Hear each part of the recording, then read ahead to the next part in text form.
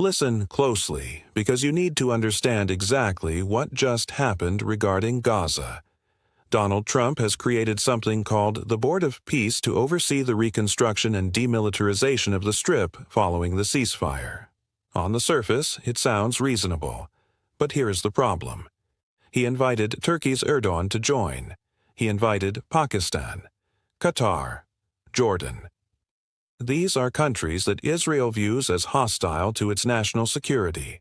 Countries that have aggressively condemned Israeli operations. Countries that maintain deep ties with Hamas. And Benjamin Netanyahu is furious. He is calling this a betrayal. His government is leaking to the press that Trump did not consult them, that the board's makeup is a threat to Israel, and that putting Erdogan on a Gaza oversight board is like putting the fox in charge of the henhouse. But Trump does not care. Because Trump's vision for Gaza isn't about what Israel wants. It is about what Trump thinks will work. And he believes Muslim-majority countries need to own the problem, even if that means sidelining America's closest Middle East ally. Picture this. It is January 30th, 2026. The White House.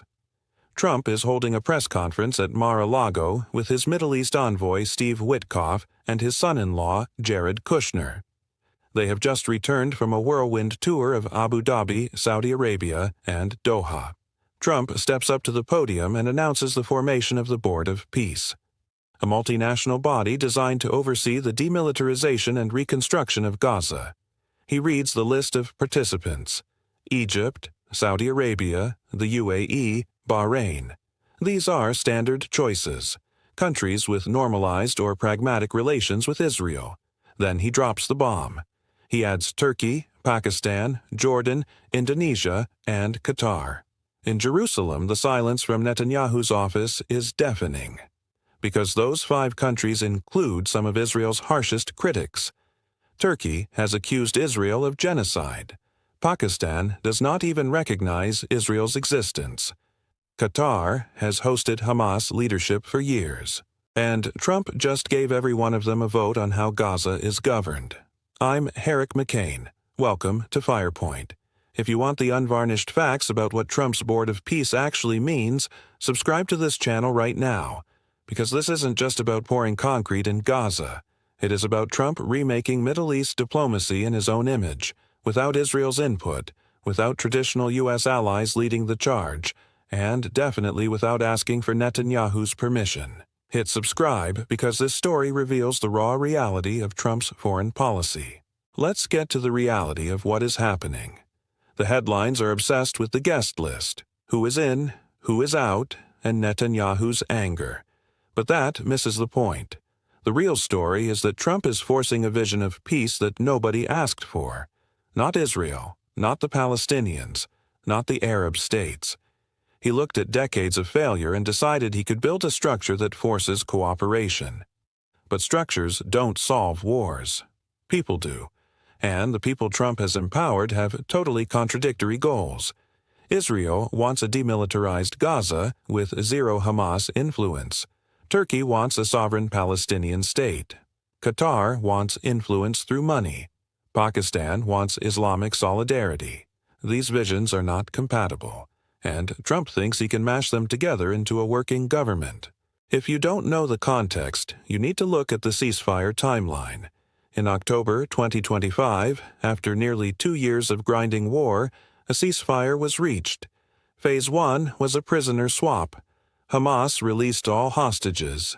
Israel released hundreds of prisoners.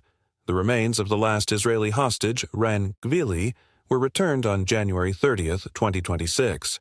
He had been dead for months, but his body was the final leverage. Phase 1 also opened the aid corridors. Phase 2 was supposed to be the permanent end of hostilities and reconstruction. But Phase 2 never happened because Israel and Hamas could not agree on the definition of peace. Israel demands total disarmament and the dismantling of tunnels. Hamas calls that surrender and demands the right to govern and maintain security forces. So we have a ceasefire, but no peace. Into this void steps the Board of Peace. The theory is that this multinational group will bridge the gap. They will handle demilitarization to please Israel and reconstruction to please the Palestinians. But here is the fatal flaw.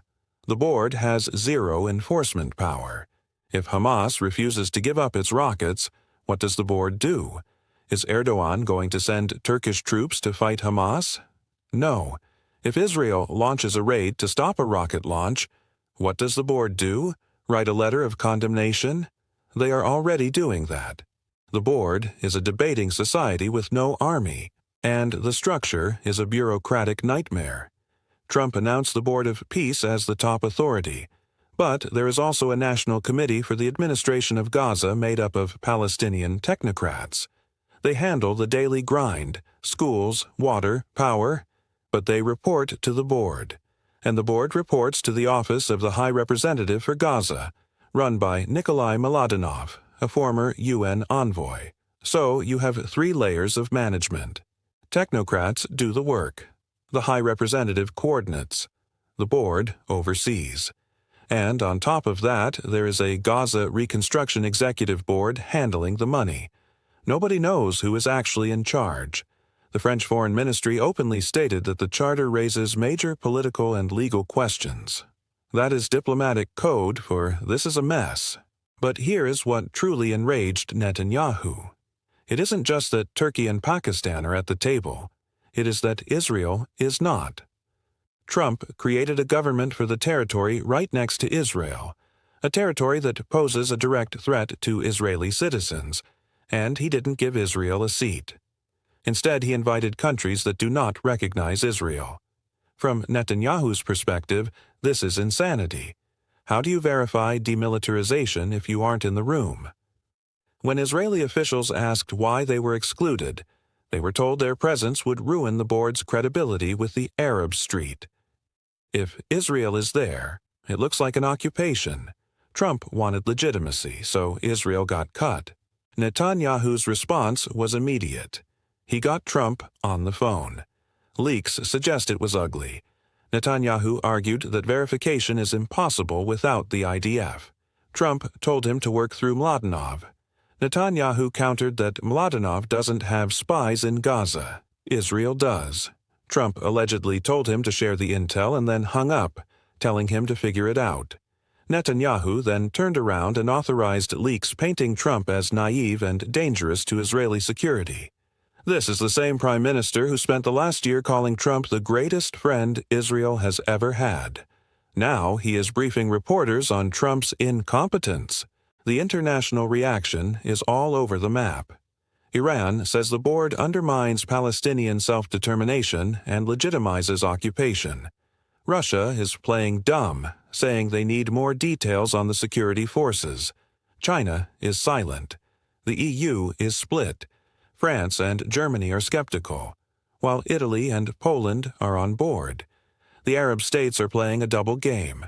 Saudi Arabia and the UAE joined the board and praised it publicly. But privately, they are rolling their eyes. They know Erdogan will use the platform to grandstand. They know Pakistan is just there for the optics.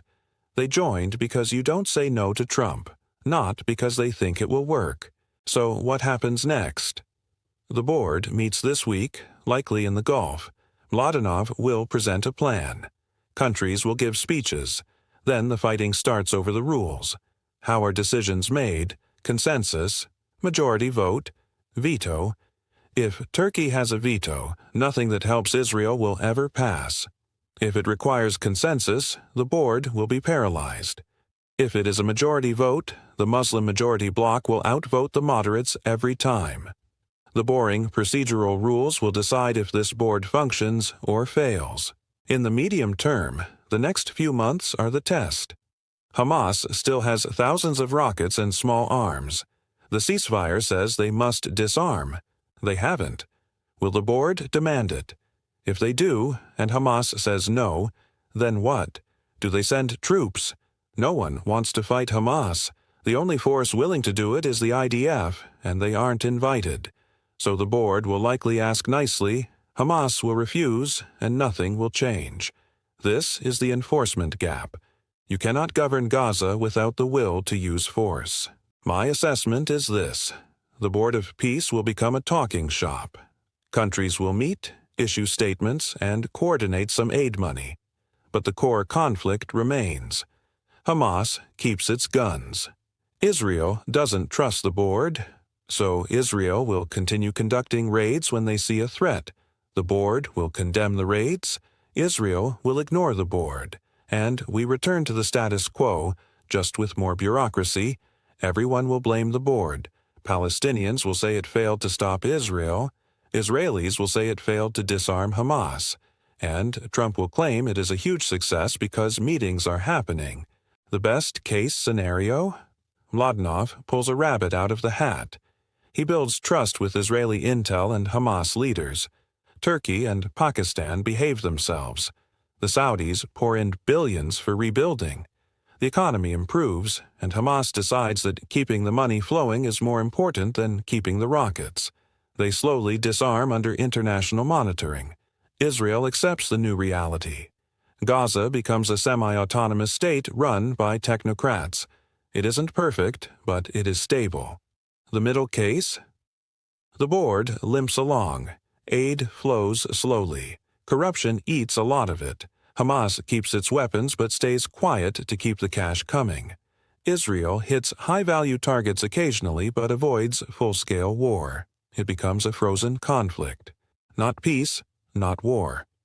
Just a tense standoff managed by committee. The worst-case scenario: the board collapses. Hamas openly defies disarmament. Israel resumes a full air and ground campaign. The board is powerless. Turkey uses the meetings to attack Israel.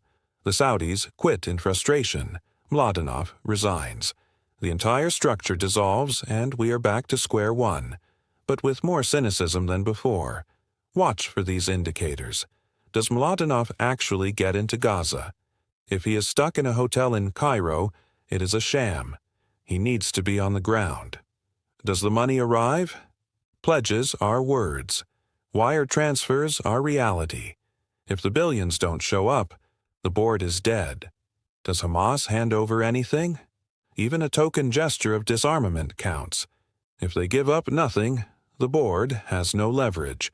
And most importantly, does Israel launch a major operation?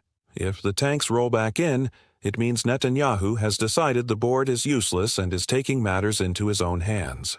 This impacts more than just the Strip. It reveals the Trump doctrine. Previous presidents tried to facilitate agreements.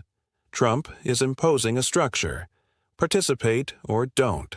The train is leaving the station. That works if you have leverage. But Trump is losing leverage with everyone. Israel will prioritize survival. Hamas will prioritize power. And the board might end up as a monument to Trump's ego rather than a vehicle for peace. History will ask why Israel was left out. Was it strategy or spite? Trump and Netanyahu have had a rocky road. Netanyahu was slow to congratulate Trump in 2024. Trump called him disloyal. Is the Board of Peace a way to punish Bibi? We won't know for years, but if this is personal, the board is doomed. This isn't about morality. Gaza needs to be rebuilt.